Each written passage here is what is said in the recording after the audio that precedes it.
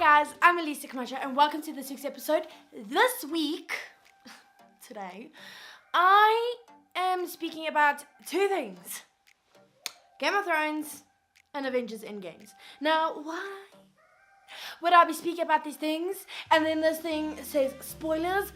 Don't worry guys, I'm not spoiling any plot lines or any movie things or TV things, there's a lot. I'm talking about the people that spoil the things for the people that love it, like you and me. So, Game of Thrones and Avengers Endgames are the two hottest things that have come out this year. People are like going nuts for them, myself included. And there are people who feel that they have every right in this world to ruin it. And you just think, wow, imagine what goes through the mind of someone who decides to spoil something. It's like, I'm just gonna give everybody the plot line and make sure that they don't have to spend their money and go watch the movie. Dude, what goes through the minds of these people when they decide to post about it? Like, excuse me, buddy. Yeah, hello, hi there, yes. I'd like to watch the movie without knowing how it ends. I'd like to watch this TV show without knowing any crucial plot points. I'd like to watch everything in peace and then make my own brain stress a little, So why, people, are we bring movies for other people? What is wrong with you? Fundamentally, I would like to ask those who spoil movies, why do you do it? Are you 3 years old and cannot hold your wee in? No. So you are a grown person who can control their tongue and what comes out of their mouth. So why are you spoiling the movies and TV shows for everyone? What is it pushing you to be like, oh yeah, and at the end this happens, and you're like, thanks.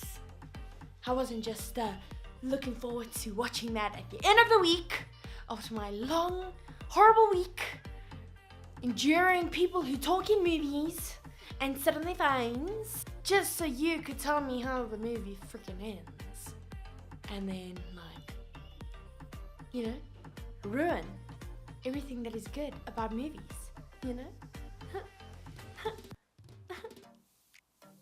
Seriously. I thought, let me dig into this a little bit more. So a lot of people go through they do lots of crazy things in order to avoid spoilers. One of the things is waking up at 3 a.m. South African time to watch Game of Thrones. Now guys, I am that person. I wake up at 2:30 because I need a little bit of time to wake up. That's just me. I'm not a morning person, even though it still looks like it's midnight. Get myself mentally prepared to watch Game of Thrones. And yes, now the next 4 episodes will be almost 80 minutes long, each of them. Well, it's actually the next 3 episodes, but anyway. I do this. Why do I do this, guys? Okay, yes, there are a lot of spoilers. And even when people don't know that they're spoiling things, they're spoiling things. I've woken up and I've watched everything in real time, so I know what's happening. And then I watch it 2 more times during the day, because then I gotta watch with my mom and my dad, because I'm a good child. I was watching a morning news program, and this person was like, and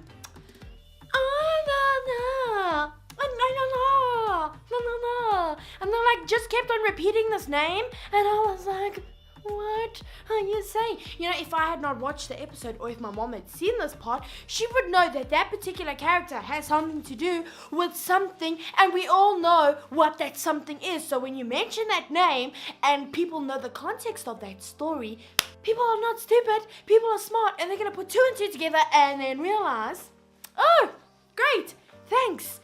You just ruined the greatest moment in television history for some people by going off and saying their character's name. What? And then they're like, I don't really pay attention to it. I've never really been interested in it. I just, people talk about it, but well, great. Well, then stop talking about it, because you know nothing about it, so you keep on going on about it and you keep on ruining things, and I'm like, shut up.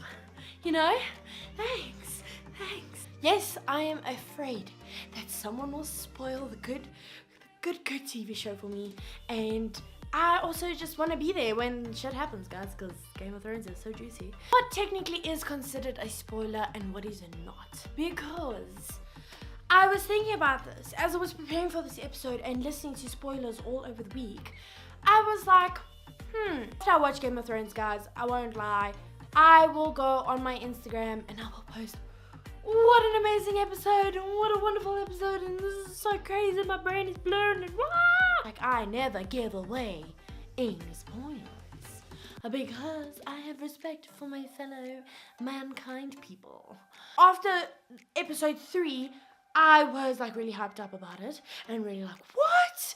So I went onto Twitter, and I was scrolling, and I was like, wow. If you go onto the trending topics, which obviously it was trending at the time. So we're busy scrolling and we're seeing like, wow, everybody's like this person, this person, this person, this person. And I'm like, wow. Okay, so a lot of people do tweet about it and do post about it and are amazed at what this person did. Is that a spoiler?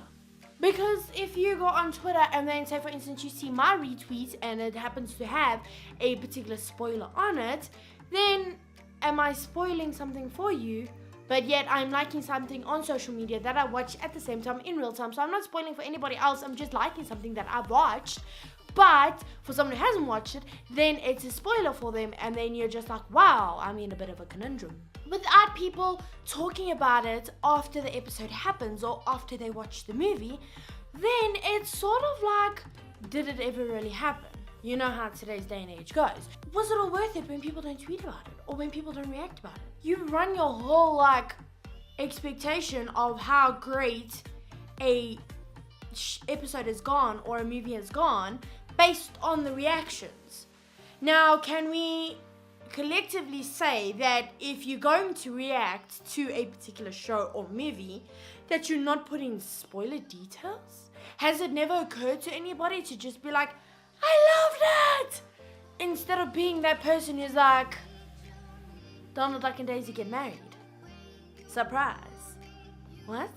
I think that's where the whole issue comes. But I did a little bit of Googling, and I Googled what spoiler technically means. So, according to Urban Dictionary, spoiler means, and I will read it for you so I don't like mess it up, when someone reveals a previously unknown aspect, sorry, I can't read my own handwriting, aspect of something which you likely have rather learned on your own. Simple. Now, Endgame was the subject of major spoilers. Endgame was so intensely, like before the movie actually even came out, the only person who knew the ending of the whole of Endgame was Robert Downey Jr. He was the only one who got a full script and proper script, and that was because technically he's the most reliable one. Now, other characters or actors such as Mark Ruffalo or Tom Holland, who have been known to spoil things, they got, like, Tom Holland only got his lines. He didn't even get the person he was acting with. Just did his lines, his scenes, and that was it. He didn't know anything else. Mark Ruffalo, he got also partial script, and then he had to shoot scenes that he didn't even know was going to be in the movie or not. One of the random ones that he mentioned actually ended up being in the movie, and you were like, whoa, this guy, he's spoiling it without even knowing it. And then I went into Wikipedia, and Wikipedia sort of gave me this counter argument. Apparently, there are people who believe that spoilers aren't exactly spoilers for us, right? Yes, we get upset. We'd rather want to see something that we, saw ourselves and witnessed ourselves and, experienced the whole thing ourselves before getting the punchline. But according to a literary study, people actually don't mind the spoiler as such. People were reading the book and they were like really tense and they didn't really enjoy it. But when they knew the spoiler or like the main plot of the book, they actually enjoyed the book a lot more. And this is because apparently our brain gets too stressed out to like pay attention to the enjoyment part of the story. So a lot of people have stated that a spoiler could actually enhance your viewing experience. Do we really hate spoilers? We technically already spoil things for us before we actually go watch a particular movie or TV show or read a book. Why? Because apparently, according to what we like to watch, so everybody's been watching Marvel movies, Marvel Cinematic Universe movies, for the past 11 years. Yes? We kind of like knew and we're like, oh, okay, you know, like someone will die, but it won't really be someone important, or this will happen and it will mean this. I mean, heck, most of us even stayed until after the credits so we could watch the scene that's after the credits, because it became predictable. When we go and watch a particular genre of movie or TV show or read a particular genre of book, yes, okay, maybe the whole like story is thrilling, technically know what is gonna happen at the end. If you think about it, we're actually spoiling everything ourselves, because then we're gonna go there and we're gonna be like, oh, yeah, no, it's gonna be okay. They can't kill off that person because, you know. And not only is it that like, oh, there's one particular point in the story that is the whole spoiler that we're worried about. No, technically, it could also be the whole like plot twist. Like Game of Thrones hit us like a sack of potatoes. They have written this show or the series so well, we are still getting like slapped in the face when something happens in season 8. And then they're like, bam! Go back to season 4 or go back to season 2. What did you learn? So technically Game of Thrones has been spoiling everything for us the whole time, and we're only getting like all the pieces together in like season 8. We're like, oh, we're so slow. Thanks Game of Thrones for drawing the picture for us. And like, hello. So we know the Marvel Cinematic Universe is like, you know, they avoid spoilers by not telling their actors exactly what happens. Game of Thrones is changing the game when they flip the script on everybody, you know? Like, no one sees anything coming.